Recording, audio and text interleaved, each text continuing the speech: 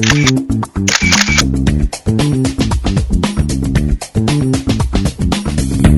there, Jeff Burkholder, executive producer with CA Workshops, and we're here with Pat O'Kane at Cali Color. Cali Color is one of our great sponsors for a lot of the assignments. Well, we're here to be able to find out what it takes to make your photos work perfectly for printing.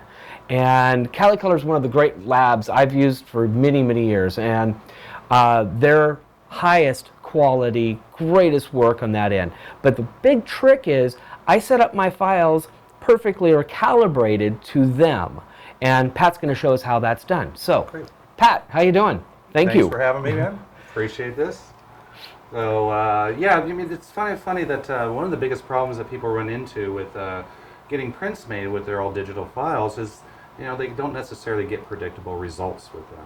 And there's lots of different things that you have to check on your computer to make sure that you get everything set up properly. So whether you're using us or some other service bureau or printing at home for that matter, you know, everything does work. You do get what you expect to see. So. Right. Now, tell us a little bit about what it takes to kind of do that first initial setup. Well, initially the first setup, I think that's the most important thing that anybody could ever do is calibrate their monitor. And it doesn't really matter which type of monitor that you're running and how much money you've spent on that monitor. It's important to calibrate that monitor. That's a critical step to get a predictable result. All right, so tell me, what's it take on calibrating your monitor? Well, there's lots of different ways to do it. There's actually software solutions that are available in most modern computers nowadays, and or with the actual monitor manufacturer. When you actually load your monitor drivers in and things like that, it will come with software that will actually help you calibrate your monitor. Ideally, though, the best way is to use a hardware/software solution, such as something like X-Rite, you know, has some sort of a puck measuring device that fits on your monitor and gets much more accurate results. Yeah, like in our studio, we use, you know, we have the spider system, so I'm constantly. Great, right. The Huey is another one that's very, very popular with people and things like that too. Exactly.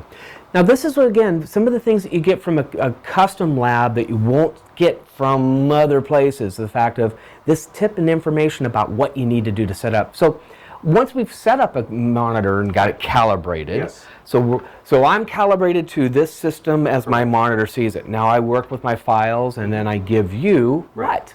Well, actually you give me a file that you have worked on, but one of the next steps in this whole workflow process is to choose a color space that you're going to be working in, a working space that you're going to be working in. Obviously, probably the most popular is sRGB. sRGB is pretty standard for Windows, and actually for the Macintosh operating system.